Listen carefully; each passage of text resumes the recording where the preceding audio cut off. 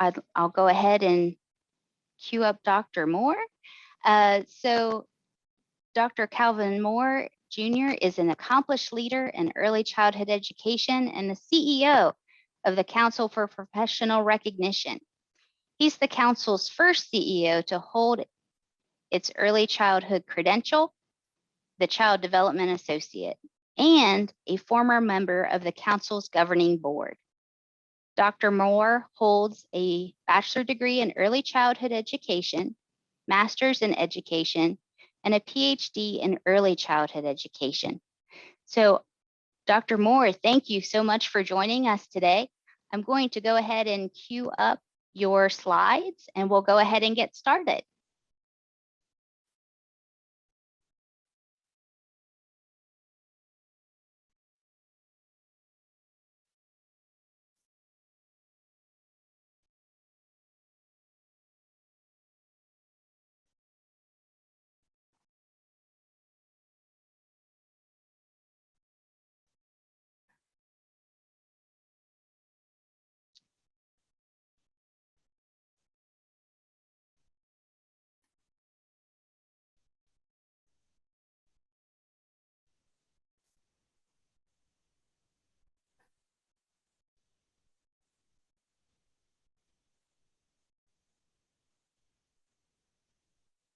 Okay.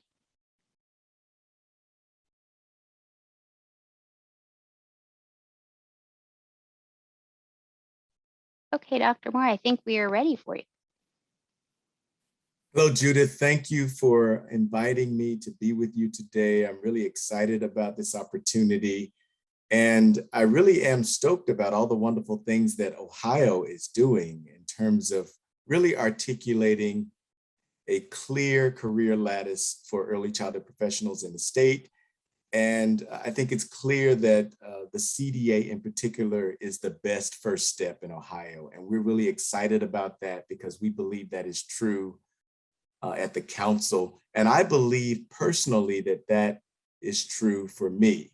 As you said, I earned my CDA. I started in the field, oddly enough, in 1991 as a teacher aide for a local Head Start program in Birmingham, Alabama. And they immediately enrolled me in a CDA training program at a local community college. The reason I want to share that up front is because I really believe that the CDA launched me into the profession in a way that no other experience could have. And after receiving my CDA, I was really excited about learning all that I could about the field and went on to earn a bachelor's degree. And as you said, Judith, the rest is history. But more importantly, this year in August, I celebrated, if you were listening closely enough, I celebrated my 30th year in the field, right? 1991 and 2001, that's 30 years. Yet it seemed like I was 2 when I started. So keep that in mind. So I'm glad to be here with you. I'm going to be celebrating my anniversary all year. So this is one of my first opportunities to say happy anniversary to me and to thank all of those who imparted their knowledge and wisdom into my life so that I could emerge where I am at the council. Really excited about being at the council during this pivotal time in our career. I do have a question for you before we move right into the session. I need to know for all of our participants whose team you're on. So I'm going to ask you this question. I'm going to give you the rest of the presentation to figure it out. But are you on Superman's team, Batman's team, or are you on Wonder Woman's team? So you have 3 choices. I want you to dump the answer into the chat box. You can either say Superman, Batman, or Wonder Woman. I do want you to figure it out by the time we end our session today, because if you've been paying attention to social media at the council or any of our webinars or presentations, I have been saying that early childhood professionals in the midst of this pandemic have been my personal superheroes. And so I wanted to start the session today with giving you an opportunity to say whose team you're on. And personally, I want to acknowledge that I am Batman, right? So I've made my choice. I've made my stake, so I want you to do the same. Whose team are you on? Superman, Batman, or Wonder Woman? Next slide, please.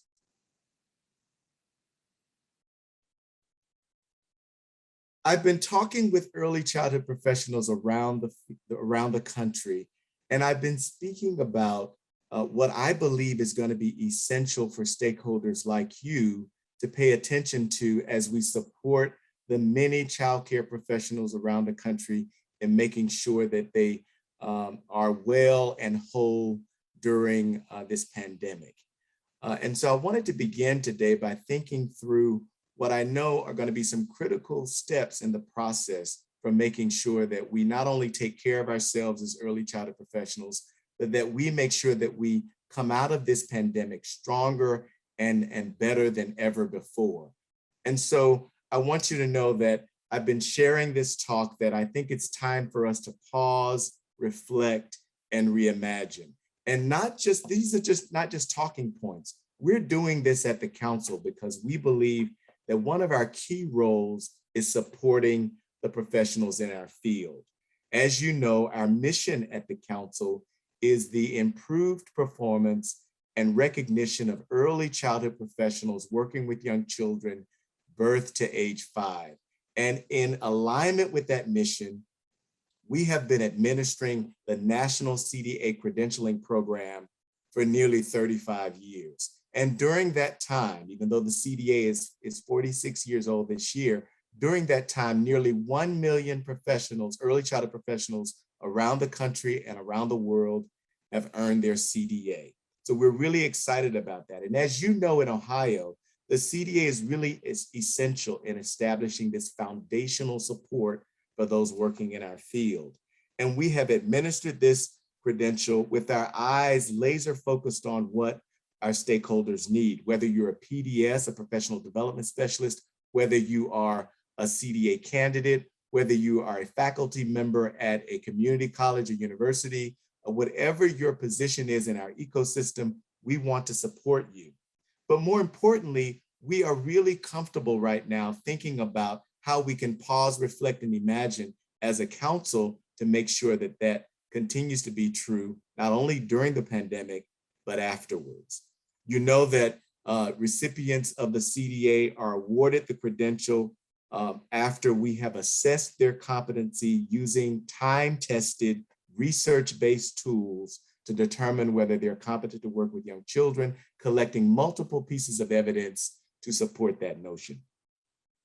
But I want you to say that it is a critical time in our field. I want to say that up front, that the pandemic has really caused us to really think deeply about what our needs are, but also it highlighted some important things that we've been grappling with for years. For example, identifying systemic changes that are needed in our field, altering public opinion about the field, securing state and federal funding, and establishing partnerships with the private sector, prioritizing the growth of boutique childcare like family childcare providers, educating parents on how to choose quality care, and obtaining business support. So we want to make sure that those things are front and center. And I hope that the folks in Ohio understand that these are critical priorities for us as a sector. I also try to share with folks what I'm reading at the time that I do presentations. So I'm actually reading The Customer Service Revolution. This is a book that I've taken on as CEO of the council because we're really thinking about how we can improve our customer service in the field and how we can better support our customers and give them a high quality experience as they move through our operational technology. So I'm reading The Customer Service Revolution. Anyone thinking about improving their customer service delivery, that's a great book. I want to make sure I champion this book. I'm enjoying it very well. And then there's Maximized Manhood. Now, this is a reread for me. I read this book many, many years ago. So I just picked it up a few weeks ago. It's a book by Edwin Cole. It's one of my personal favorites. So I'm just rereading that. I also wanted to share this wonderful book this wonderful article that I found a couple of days ago, US News, Uh, Pandemic daycare closure forced 600,000 women or moms to leave jobs. And this is a really important read. If you have the time, you want to pick it up. It really talks about how the pandemic really decimated the childcare industry, and then how the impact of that rippled down to many working moms who had to leave their jobs to take care of their children almost overnight in some cases. But it also points to some things that we need to think about if we're going to have programs survive the pandemic, right? Because so many programs that I'm hearing from around the country as I talk to folks cannot find childcare workers. They cannot find professionals to employ, no matter what they offer, benefits, higher salaries. They just cannot. They're really having a difficult time finding qualified people to work in classrooms. And so we need to highlight the importance of supporting the sector in dynamic ways so that they can come out of the pandemic stronger than before. And one way to do that is to really look at a financing structure that is really supportive of the work we know our early childhood professionals are doing. So our agenda, we're gonna talk about pausing, reflecting, and reimagining. So as stakeholders in Ohio really continue to grapple with this career lattice and what it takes to really be a professional and what we know we need to provide for early childhood professionals in the preparation space, I think it's time for us to really pause, reflect, and imagine. So let's take a deeper look. Next slide, please. So what do I mean by pause? I really mean that it's time for us to think deeply about where we want this field to be in the next 5 or 10 years. And a lot of times we get so busy with our day-to-day, the things that are important, no matter where we sit in the field, we get so grounded in the present that we don't take enough time to really think deeply about what our next move should be. So I've been encouraging folks as a first step to really pause, stop in your tracks, take a deep breath, and begin to think deeply about what your next move might be in our field. And really think outside your circle, because it's easy to think about what you need, but I think as we pause, we should think about what everyone in our ecosystem might need. Next slide, please. What we've known over the last 18 months and what I've seen and I've been really excited about is that the early childhood field has been noticed. We've been noticed by those in policy positions. This administration and the previous one began to figure out that the childcare sector was really essential. I was reading another article a few weeks ago, and it was saying that while we get this notion that we're essential and we're really excited about being noticed, some for the first time are really paying a really good close attention to the needs of our sector. And it's nice to be noticed, but it doesn't feel like we're essential. When I talk to family childcare providers, they hear the words that we're saying as leaders in the field. They hear the words that maybe even the president and people in high levels of government are saying. Yes, we hear what you're saying, but we don't feel essential. And that's really important, because I think that if you talk to the local childcare provider, if you talk to the local family childcare provider, we want to make sure that we're not just giving them lip service, that not only do we declare they're essential workers, but we make sure that they feel and they know that we respect the work that they're doing and that we are putting things in place that makes sure that their field is respected.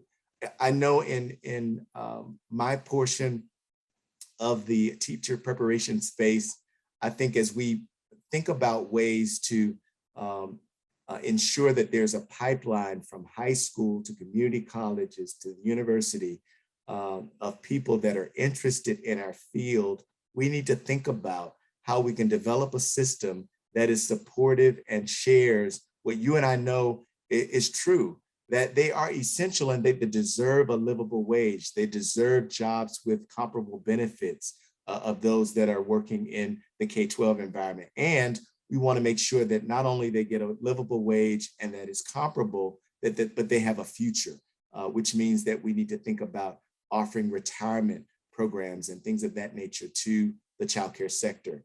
And so now that we're noticed, now that people are paying attention, what do we do with it? Well, I think as we pause, we have to always be prepared, because if we're not prepared, if we don't have the talking points, if we don't have our asks ready, then we won't be able to meet the moment. And I want you to know that this is a time when we're pausing. It is not a time to be idle. It is a time to really make preparation.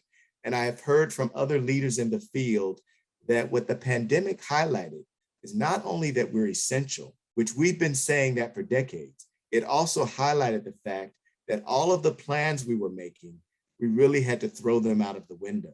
Because what the pandemic highlighted is that maybe what we were planning 10 minutes ago is not going to be good enough for the next moment that we have to meet. And so we have to take into account, what does the field need now? What do I need now to meet this moment?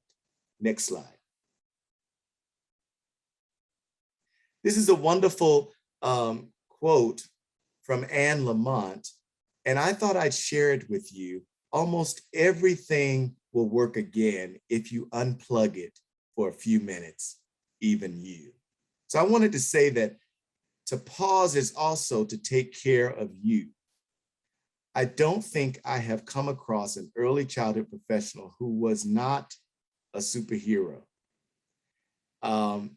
I meet teachers all the time. I meet CDA candidates all the time, and I'm always amazed at how much they're doing and how little time they take to take care of themselves. So I want you to know that it's going to be okay if you use this moment to pause, to take a deep breath, relax, and take care of yourselves. Next slide. The next important anchor of the 3 steps that I think we need to be engaged in as early childhood professionals and leaders, we also need to begin to reflect, pause, and then reflect. And I know you've heard of this new thing that's going around in our field called mindfulness, which is this notion that I need to take the time to be in the present, right? Block out all the noise and pay attention to the present. And if you have been talking to stakeholders and other folks in our system, you know that we don't reflect enough. We don't take the time to think about the present enough. And I want to encourage each of you to do that. We're often stuck in the past or worried about the future and not really taking enough time to reflect on the present. And I think that that's going to be important. Next slide. Why should we reflect? Well, my response is why not? Because reflection and mindfulness really points to this high level of engagement and thought and metacognition that's going to be important for us to find the solutions to the challenges we know exist in our field. We build an understanding through reflection about the experiences that we're having in the world. We also develop this understanding more deeply so that we can share our thoughts, that it's not just based on our intuition, but that we've reflected deeply and we can really articulate what it is that we want to happen next. And it provides the opportunity to step back and take a look at what our work means to us as individuals, but also what it means to our communities. So when was the last time you really took some time, closed your eyes, and thought deeply about what resources do I need? What could I contribute next to the folks that I'm working with? What does my profession need from me to move things along and gain momentum? Pause, reflect. Next slide.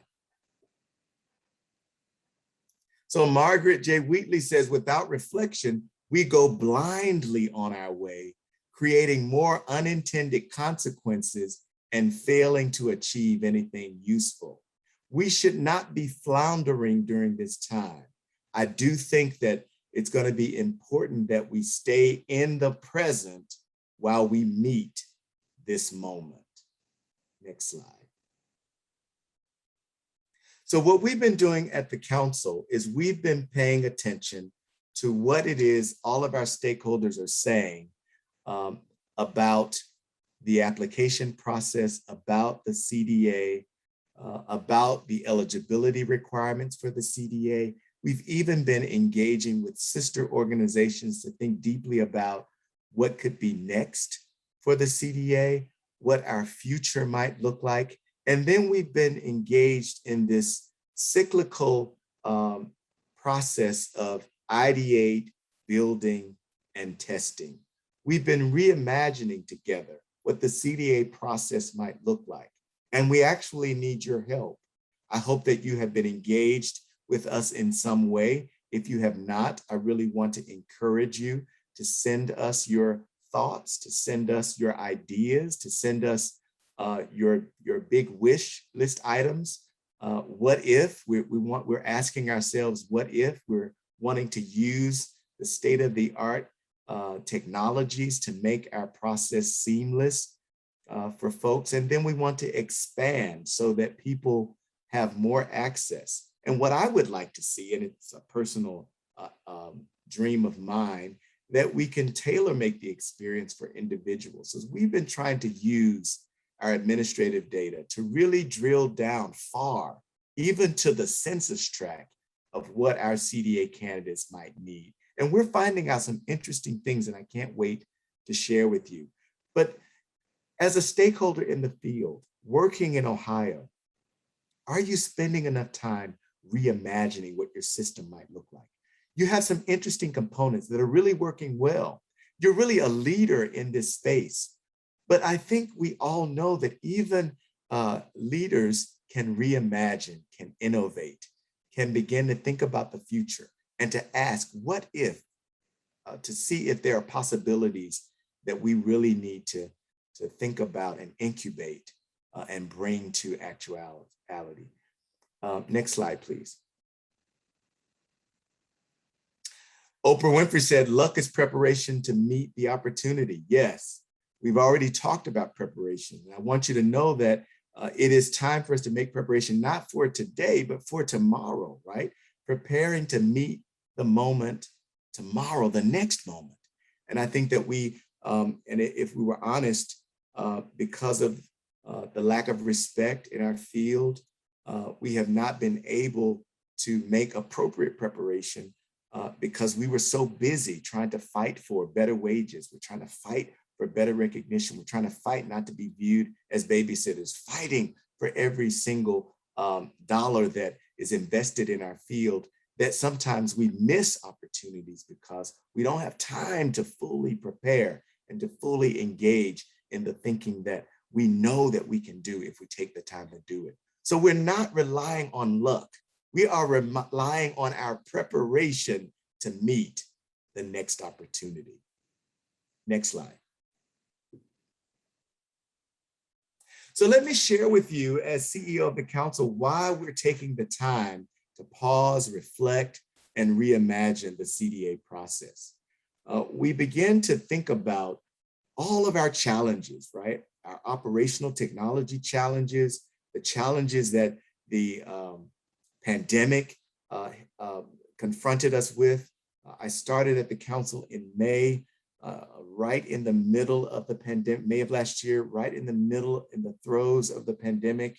And we were trying to figure out how we can continue to work with our CDA candidates around the country. And as many of you know, we have recently launched a virtual verification visit. But I really thought that we had to pause, reflect, and then think about what was next for the CDA Council. And so I wanted to share with you the reasons why, because I think the why is really important. Now, we are not tinkering with the CDA credential itself. So the CDA credential will remain the CDA that we all love. And so we're not tinkering with the competency standards or all of the things that we love about the CDA. We're not tinkering with the eligibility requirements. So the 120 clock hours and the 480 experience that's required, and the high school diploma or being enrolled in the CTE program in high school, that's going to be essential to remain in place. What we're tinkering with is the process that our candidates go through so that they could be more efficient and be more in line, more aligned with what CDA candidates are expecting through the process. So I want to be clear about what our why is, and I want to share that with you today. We want to ensure equity in the credentialing process because we know that we want to make sure that our credential is not only the best first step, but that it can reach in any community in our country. No matter where the candidate is, the CDA can be implemented. It can be appropriately utilized to showcase the candidate's competencies to work with young children. And we want to make sure that it's a candidate-centric and community-driven process. Secondly, we want to ensure that everyone engaged in the credentialing process has consistent customer service experiences, right? That they expect one thing and then we meet the demand, right? And so we're going to be looking at all of the ways in which we communicate with candidates, how responsive we are to candidates' questions, how we can build better systems that will allow us to be responsive. And we want to be known for the high quality service delivery at the council that we should be known for. And then finally, we want to ensure that an efficient, innovative credentialing process is available to candidates that are utilizing available technology to support the process. So we're really dreaming big, and we want to hear from you. What can you do to help us actualize a more seamless, streamlined process for CDA candidates? And we know that you have important ideas that we need to understand and know about, because I know that folks in Ohio have been doing CDA for a long time, and we need to hear from you. So let me tell you ways in which you can engage us while we're reimagining the CDA process. We have been reaching out, we've been sending out surveys, we've been having focus groups, we've been having interviews with leaders in the field. And so we've been doing our part to gather perspectives and to hear from candidates. We've talked to CDA candidates that did not make it through the process. We've talked to CDA candidates who were successful, but we also talked to folks who made application, but then stopped. We talked to PDSs, both PDSs that were endorsed, PDSs that are no longer working with us, but they've enjoyed and aligned themselves with the CDA, they support the CDA. And then we've been talking to stakeholders like you, instructors and people that are building the infrastructure that supports the CDA candidate, from training to teach scholarships and making sure that their assessment fees are paid for. Anyone who's working in our ecosystems, we want to hear about and understand how we can better improve our systems. And then finally, after we collect these perspectives, we're going to match those things with what our administrative data are telling us about the CDA process. We want to know a lot about the intimate experiences and the ways in which the administrative data tells us or builds a profile of a CDA candidate and a PDS, because they're so essential to the credentialing process. And then finally, we want to present these ideas to not only leaders in the field, but those folks who are stakeholders like you. We want to come back to you and then begin to share with you what it is we're finding out and what makes sense, what's feasible to implement next. So if you've not heard from us, reach out to us. We have a page on our website that we're going to dedicate to this reimagining process. So there's going to be a way for you to share your ideas and give us feedback. And if you want to participate in a focus group or a stakeholder group, then send us an email and let us know that you want to do that. If you go to our website and you go to the section where our leadership is highlighted, if you scroll down, there is a form that you can fill out. Let us hear from you if you want to be engaged in this reimagining process. Next slide. I just want to say thank you. I've really enjoyed my time with you. I've really enjoyed this opportunity to hear about all the wonderful things that are happening in Ohio. I want to say that continue to reach out to us at the council. We want to support your efforts in any way that we can. We know that the CDA is the best first step, and we know that folks in Ohio get it. as a leader in the field, make sure that you tell everyone in Ohio that the council appreciates the work that you're doing in the state. And we want to champion the work. So as I'm going around the country, I will be talking about the system that you're building in Ohio, and I'll be pointing people in your direction, because what we know is that only 35 states are fortunate to be called by me CDA states. There are a number of other states, just a little over a dozen, that we still have to convince that the CDA is the best first step. That's going to be my charge during my tenure, to make sure that all 50 states have the CDA fully embedded in their career ladder system, and that they understand the council is here to support their efforts. Now back to this Batman, Superman, and Wonder Woman exercise. I see that a number of you placed in the chat whose team you're on. Now let me explain to you a little bit about how this is going to support your idea and your efforts of who you are in our field. So if you are on Superman's team, then somehow you believe in perfection, right? There's something about you that even you might be a perfectionist yourself, because as you know, Superman is a godlike creature, right? From another planet, who was perfect in every regard, had this supernatural strength, and was almost incomparable, right? So as you believe in perfection, you have to make sure that you're mindful of the kryptonite, right? Because the kryptonite is the one thing that could do Superman in. So even though you're aiming for perfection, excellence might be a better choice for you, because there may be some kryptonite around that you have to pay critically important attention to as you're doing your work. So for everybody's on Superman's team, I understand your devotion to perfection, but nobody's perfect, and watch out for the kryptonite. Now, if you're like me, you're on Batman's team. What that says is that you don't require people to be perfect, right? Because Batman was not like Superman. He was not like a godlike creature. He relied on his intellect, his natural talent, and all of the technology that he could use to move and strategically conquer his enemies. So if you're Batman, you don't mind a flawed hero, right? You don't mind a hero that has a dark side. And I'm not saying that I've got a dark side of anything, but I'm saying I do know that I have some imperfections that I still have to grow and learn and achieve, and excellence is in my aim. So those of you who are on Batman's team like me, you understand that there's no such thing as perfection. But if you work hard enough, right? And if you use your creativity well enough, that you can appear godlike.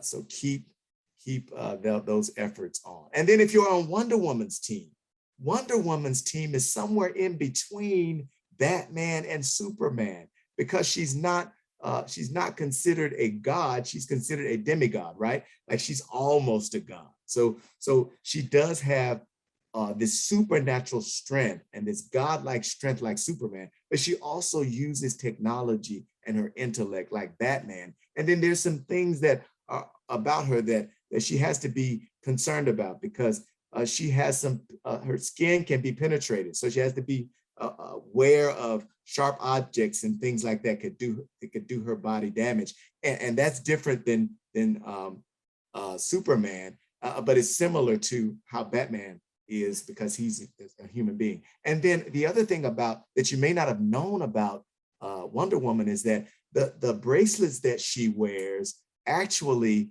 are placed on her arms or her wrists to make sure that she can control her power, right? And so if you're on Wonder Woman's team, that means that you really need to make sure that you're mindful of the power that you have, and that you harness that power for good, because without her bracelets, her power would be uncontrollable, and she would not be able to accomplish the wonderful things that we all know Wonder Woman has accomplished, right?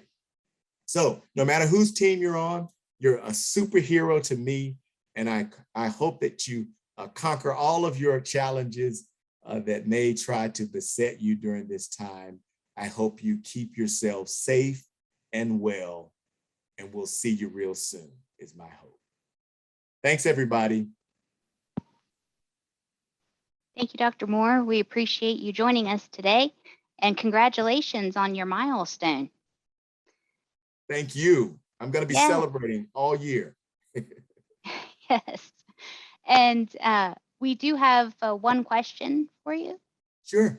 And feel free, others, if you've had questions, to enter them in the question and answer box. But can anyone be a part of the focus group for the CDA Reimagining project? Yes, as long as you're within our ecosystem, anyone can be a part of it. If you're interested in giving us your perspective, please reach out to us. My email address is calvinem@cdacouncil.org. Please feel free to reach out to me directly if you want to be part of our focus group, particularly the one where we're going to showcase some of the recommendations that comes forward out of our Reimagining the CDA process initiative. So yes, anyone, as long as you're in our field, you can be part of the focus groups. Fantastic. Okay. Any other questions that we have for Dr. Moore?